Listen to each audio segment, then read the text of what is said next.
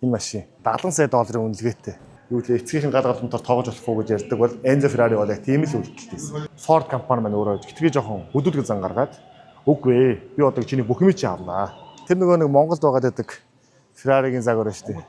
Ер нь Ferrari-гийн үн цэн яагаад ингэ өсөд идэг юм бэ те? Шудраг те нэлээд юм дайчин юм байсан бол. Маш өндөр эготой. Это бадка ойдо бичлэгээ ороод ир. Юм үзээд. Юм үзээд суугаад. Нөгөө аюу алдартай хоёр тамирчин ойр орхон нас урцсан байна л да. Зам дээр бас уралдаж жагаад удам судар гаралтай өв дамжсан баян хүмүүст Ferrari-г зарах сонирхолтой байдаг.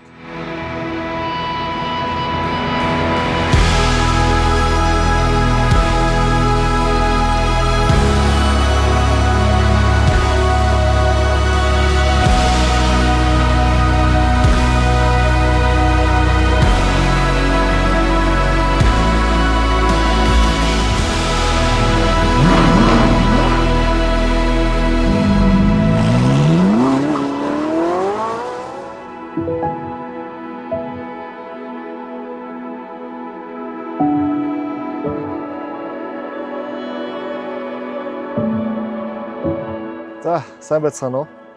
За, бид нар явсаар хагаад Итали улсын Модена хот ирсэн байна. Тэгээ Модена хот болохоор Милан хотоос 250 орчим километрийн зайтай байрладаг. Тэгээд энд ирсэн зорилго маань юу гэхээр өнөөгийн дэлхийн автомобилийн сонирхогч нарын хамгийн дуртай хайртай брэндүүд нэг болох Ferrari-гийн талаар ярилцах гад сонирхох гээд ирлээ. Тэгээд энэ миний ард байрлаж байгаа энэ байшин бол юу гэхээр Ferrari-гийн брендийг үүсгэн байгуулагч Enzo Ferrari-гийн өөрийнх нь гэр байгаа. Тэгээ одоо бол гэр мүзээ олчихсан байгаа. Тэгээд энэ байшинг тухайн үед 20 настай байхдаа аавынхаа одоо үлдээсээ аавынхаа энэ байшинг зараад тэгээд хамгийн анхныхаа бүрх машина хийх мөнгийг босгосон гэж түүх байдаг. Тэгээд дараа нь хожмоо бол Ferrari компани энэ байшинг худалдаж авсан.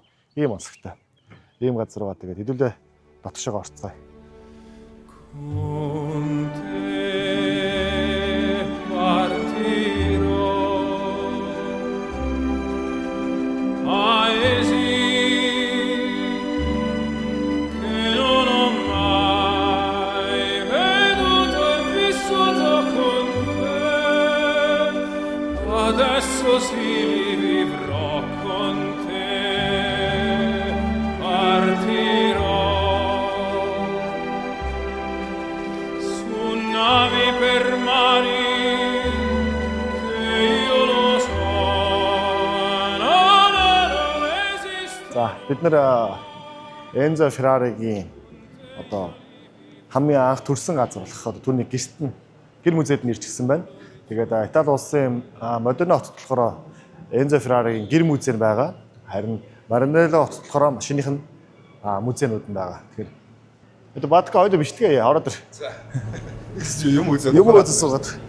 1898 онд бол мэдээж өнөөгийн дэлхийн автомобилийн сонирхогч тий дэлхийд машин хайртай бүх хүмүүсийн хамгийн дуртай брэнд болох Ferrari-гийн үүсгэн байгуулагч Enzo Ferrari төрсөн. Enzo Ferrari-гийн аав нь өөрөө юм төмрийн цех ажилладаг хүн байсан юм байл да. Төмрийн цех гэдэг нь төмрийн эд анги хийдэг тий.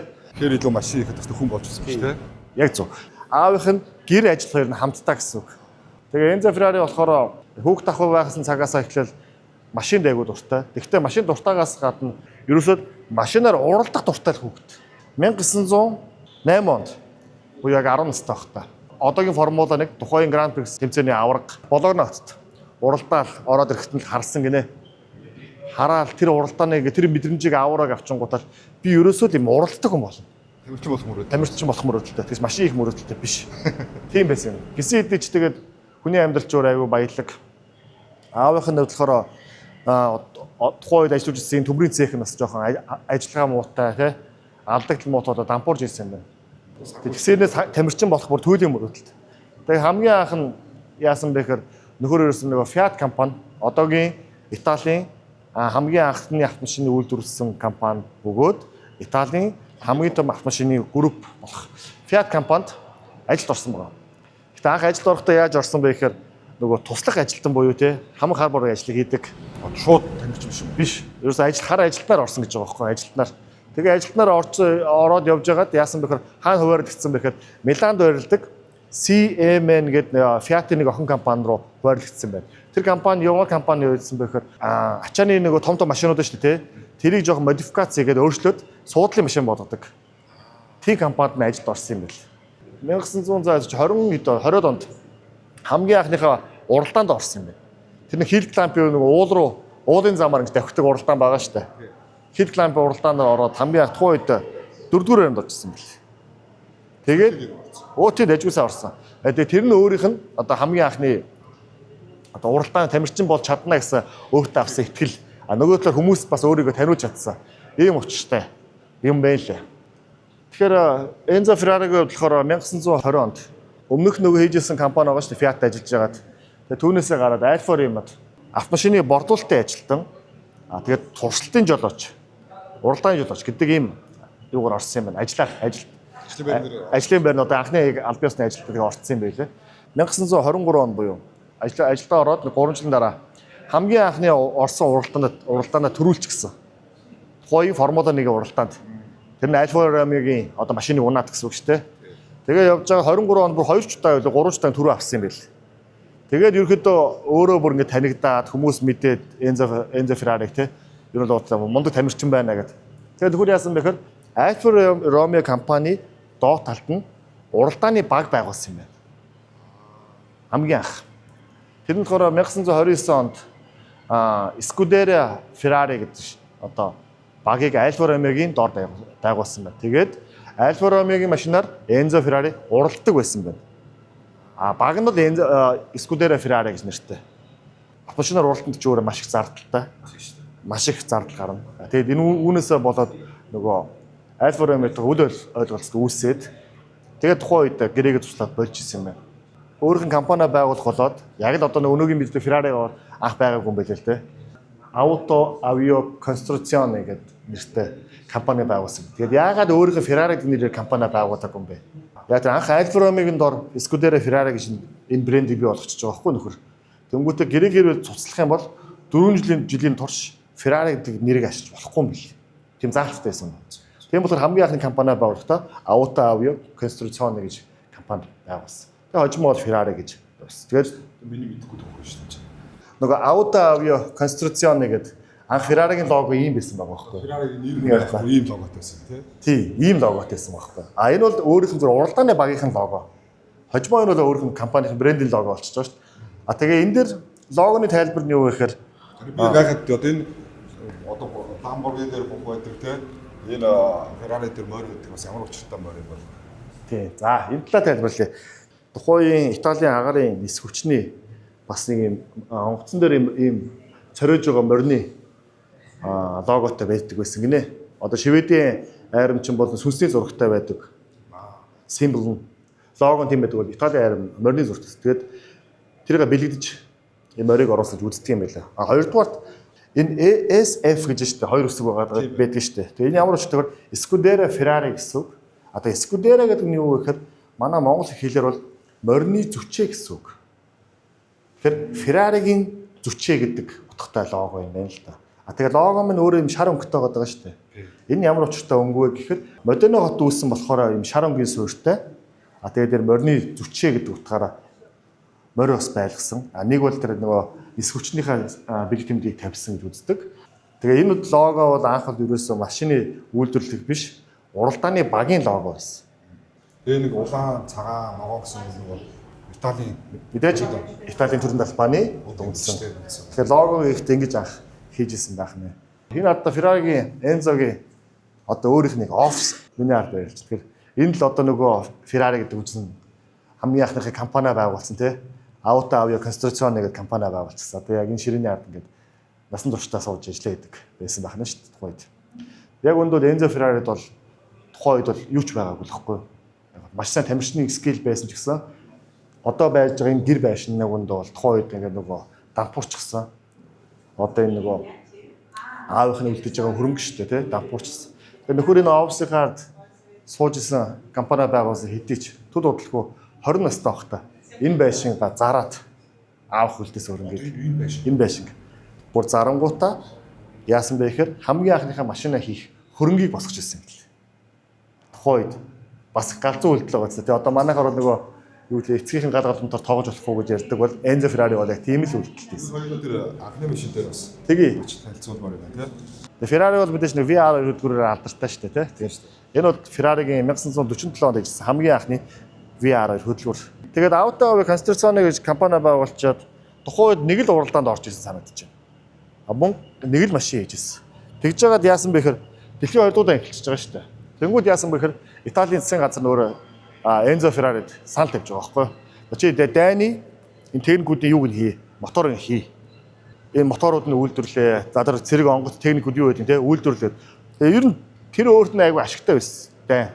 Яасан бэхээр маш их ашигтай байсан болохоор өөр анхныхаа нөгөө капиталын хөрөнгөө бий болгож байгаа байхгүй юу? Дээр нь туршиж болох туршилтууд одоо хөдөлгөөрүүдээ улсын мөнгөөр хийж байгаа. Улсын мөнгөөр зийг явуулдаг гэсэн үг. Тэгээ хожим нөхөр 1960-аад он санагдаж байна. Дан одоо үндсэндээ дайн бол ингэ наанд дуусч байгаа шүү дээ. Тэгээд за одоо ингэ буцаад амьдралдаа орё гэдэг. Тэгээ буцаад уралдаж эхэлсэн юм байна. Тэгээ уралдах мөрөөдлөө биелүүлэх гээд явах гэхээр мөнгө хэрэгтэй. Өөрийнхөө энэ уралдааны баг одоо энэ хийсэн бүтээсэн зүйлүүдээ ер нь нэг юм зарьяа. Яа тэгээ би ерөөсөн машин хийх гэж энэ Scuderia Ferrari-г байгуулдаг. Анхнаасаа би угаасаа уралдааны баг л байгуулсан. Уралдаанд уралдахын тулд маш их мөнгө санхүүжилт хэрэгтэй. Тэргээ босгохын тулд машин хийдэг байсан.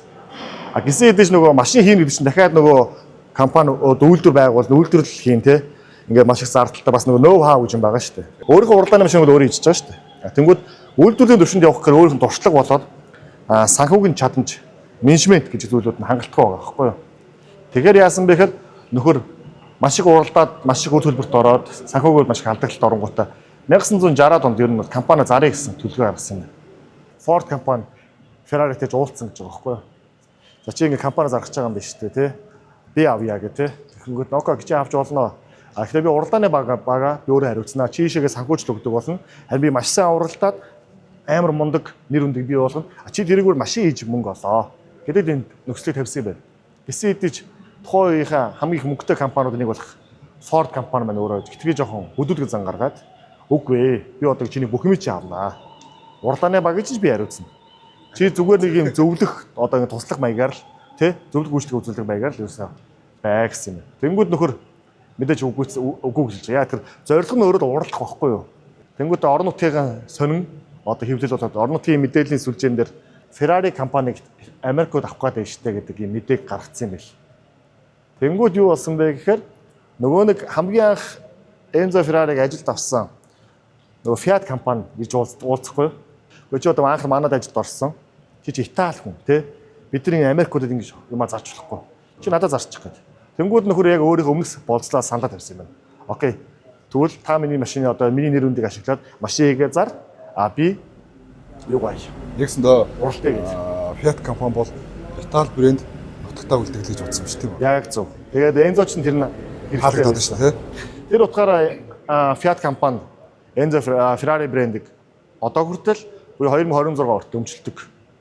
Одоо Италийн Fiat компанид ор Ferrari байдаг гэсэн үг тийм ээ. Тийм очиртай байдаг бахна. Тэгээ мэдээж Ferrari, Enzo Ferrari бол ажиллаа тултал хийсэн. Маш их уралдсан. Scuderia Ferrari гэдэг бол баг бол маш их одоо амжилттай явж исэн. Тухайн машинууд ч айгүй нөгөө аюулгүй байдал буюу стандартаа хангаагүй байгаа шүү дээ. Хөгжөөгүй. Тэр утгаараа нөгөө аюул алдартай хоёр тамирчин ойр ойрхон нас урцсан байна л да. Зам дээр бас уралдаж жагаад тэгээ яг уралдааны бага менеж хийдэг ийм болсон юм билээ.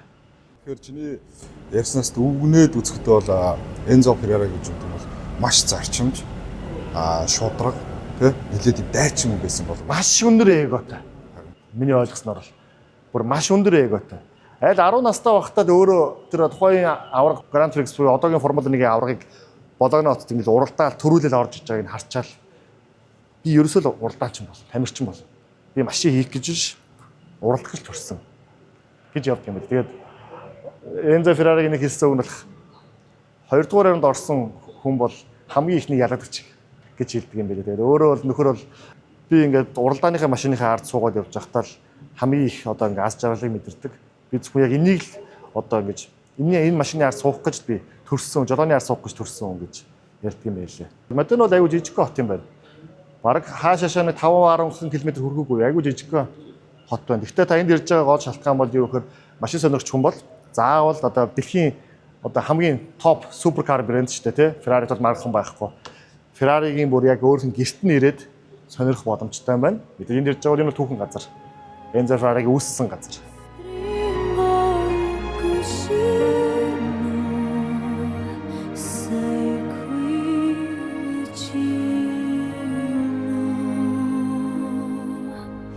E notte fonda e sei lontano. Hai il vuoto intorno senza te, il sole più non c'è. Sono triste e sconsolato come non son stato mai senza te.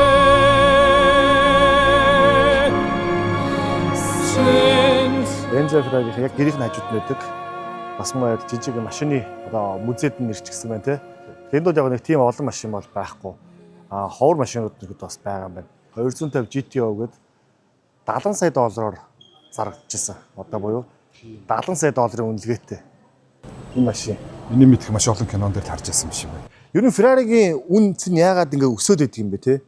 Жишээ нь Lamborghini ч юм уу, өөр Maserati ч юм уу, өөр машиныг ингэж өсдгийг бол мэдэхгүй байна. 50, 60, 70 оны загварууд ингээд 70 сая долларын үнэтэй машин жах шиг те. Ерөөсөө анханасаа машина өөрөө уралдах гэж зорилготой байсан гэж яриадсан шүү дээ. Тэгэхээр тухайн үеийнхээ уралдааныхаа технологиороо машина нэг цөөх идэх машин идэх гэсэн юм байна. Нэг загвараас нэг 25 ширхгийг ч юм уу те. Олноор биш. Олноор биш. Нэг 10 ширхгийг, 5 ширхгийг хийдэг байсан. Нилээн одоо high value-тэй хүмүүс зардаг болохоос хэн дуртанаас Ferrari-г уус авчдаггүй юм байна л да. Өнөө цаг ч гэсэн Ferrari авахтаа бид энэ Ferrari-г авъя гэж хэлэх юм бол зарахгүй шүү дээ. Яг Одоо би аавыг өгөхгүй. өгөхгүй шүү дээ. Яг тэгэхээр хамаагүй ерөөсөө удам судар гаралтай, өв дамжсан баян хүмүүст Ferrari-г зарах сонирхолтой байдаг. Чи өтгөр одоо ингээд манайхын машин зардаг юм компани байгаа маа гэх юм бол бид нар насан турш байгаа банк аавна. Ferrari айж загвар зарахгүй. Тийм болохоор Ferrari-гийн загваруудыг зөвхөн одоо яг үнж худалдаа авахч нарт өгдөг. Сүйд гарсан загварууд ч одоо F80 ч юм уу одоо сүйд гарсан загварууд гарсан даруйдаа ингээд шууд сая доллар нэмэгдээд 20 цагтайгаар зарах бүрэн боломжтой. Гэхдээ чи нэг удаа тийм үйлдэл хийх юм бол чи ямар баян, ямар мундаг хэн байх ч хамаагүй Ferrari чамайг насан туршдаа бандчихна. Үнэхээр яг Ferrari авч унж байгаа хүмүүс бол нэгдүгээр топ зэрэглийн баячууд байдаг байх нь. Дээр нь жинхэнэ машин сонирхогч нар байдаг. Тэгээ Ferrari авсан бол зардаггүй гэдэг юм байдаг юм билээ. Ер нь бол хүмүүс нэлээд мөнгөтэй болоод ирэхээр тэгээд металл морил гэх юм биш тийм ээ. Тийм. Угаасаа хүмүүс эхлээд нэг Япон, Солонгос гэж явж байгаа машин сонгож авдаг бол тэгээ Герман руу орно тий. Тэгээ Герман руу ороод яг дээд төрөлтөн бол Ferrari мэдээж. Ялангуяа Итали машин. 1987 онд хамгийн анх Ferrari-гийн F40 гэдэг машиныг гаргахдаа Ferrari-гийн 40 жилийн ойгоор буюу зориулж гаргасан машин, спешиал машин. Тэр утгаараа нэр нь болохоор F40 нэртэйсэн. Тэгээ өнөөдөр энэ машины үнэлгээ бол одоо хоёулангийн харж байгаа машин бол 3-аас 7 сая долларын үнэлгээтэй машин багхгүй юу? Хамгийн багтаа. Тэгээ энэ машин яагаад ийм үнэлгээтэй болчиход байгаа юм бэ гэдээ үзэхээр Ferrari, Enzo Ferrari-гийн хамгийн сүүлийнх нь яг өөрөө баталж үйлдвэрлэсэн машин энэ юм билээ. Өөрөөр энэ машин 1987 онд хамгийн анх танилцуулагдаад 1988 онд Enzo Ferrari өөд болчихсон. Хамгийн анх бол энэ машиныг 400 ширхэг хийхийг төлөвлөсөн байлээ л дээ. Гэсэн хэдиж нэг Enzo Ferrari өөд 1988 онд өөдөлчгөл хамгийн сүүлийн Ferrari гэдэг утгаараа тухайн үед 1300 гаруй ширхэг үйлдвэрлэгдсэн машин. Нэгдүгээр энэ машин бол төмөр ороогүй буюу үндсэн араа одоо body chassis одоо энэ бүх сэлбүүд нь гадна body талууд нь бүгд карбон болон FRP материалаар манайх руу эсэмлагаар хийгдсэн. Тэр утгаараа маш хөнгөн машин байх нь. За дээр нь V8 хөдөлгөөртэй 2 турботой. Тэгээд бас анхны форсунктай машинууд нэг V8 2 турботой машин. Тэгээд дэлхийн хамгийн анхны энгийн хэрэглэн зориулсан 320 км/цаг хүрдэг машин. Дэлхийн хамгийн анхны 320 хүрдэг машин байх нь. Дээр нь энэ машины хувьд болохоор өмнөх уралдааныхаа машины програмуудыг одоо үндсэн суур шасигаа бас муу адил ашиглаад яг энэ машиныг хийхдээ цэвэр уралдаан зориулж хийгсэн. Утгаараа ямар юу гэхээр ABS байхгүй. Traction control байхгүй. За дээр нь энэ цонх зүгээр шууд буухгүй, онгоохгүй. Дээр нь юу байхгүй? Хевсэн цэр байхгүй. Хаалганы татдаг бариуд байдаг шүү дээ. Тийм бариулж байхгүй. Ерөөсөө. Бүр тухайн захиалж ирсэн хүмүүс нь болохоор AC биш air condition бүр мөнгө төж нэмж хийлгдэг. тэгээс үйлдвэрээсээ байхгүй. Яг тэр нь бол цэвэр уралдааны машин. Тэгээд дэлхийд хамгийн анхны 320 км/цаг хүрдэг машин. За энэ машин дизайныг хэн гаргасан бэхээр нөгөө нэг алдартай Италийн компани болох Pininfarina гэдэг компани дизайныг гаргасан байна. Ийм очиртай машин. Тэгээд энэ машин ч одоо миний ойлгож байгаагаар маш хөнгөн байх хэвээр. Бас нэг онцлог зүйл нь юу гэхээр Ferrari цуглуулдаг ундаг хүн гэж нэг байгаа тийм үү? Одоо ундаг бол нэг баян болчлоо шүү дээ. Тэнгүүд Ferrari-ийн цуглуулгатай гэхээр бүр баян болт юм байна л да.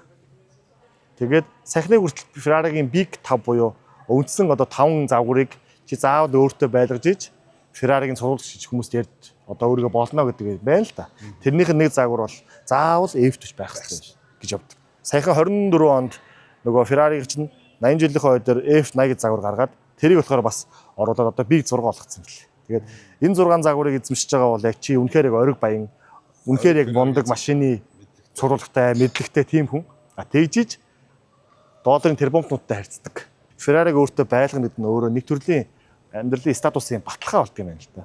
Нэр хүндийн баталгаа. Хэлж шүү дээ. Тийм. Одоо хин ч одоо юу гэдэг нь нэг цаг хувцс ч юм уу одоо ингээд өмсөөл яв зөв чинь те. Гэхдээ бас яг Ferrari-ийн цуглуулгатай гэх юм бол энэ бол яг одоо шинэ тийм хүлэн зөвшөөрөгдсөн баталгаа.